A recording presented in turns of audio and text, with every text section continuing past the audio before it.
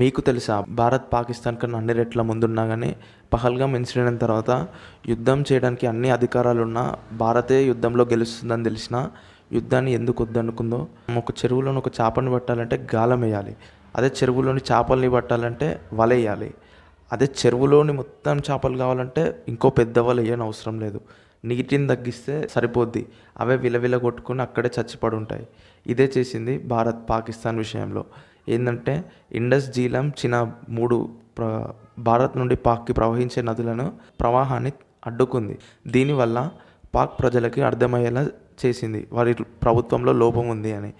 ఇది తెలుసుకున్న పాక్ ప్రజలు వారి ప్రభుత్వం మీద తిరుగుబడతారు. అలా భారత్ తెలివిగా పాక్ ప్రభుత్వంపై ఒత్తిడి తెచ్చింది, ఏ యుద్ధం చేయకుండానే.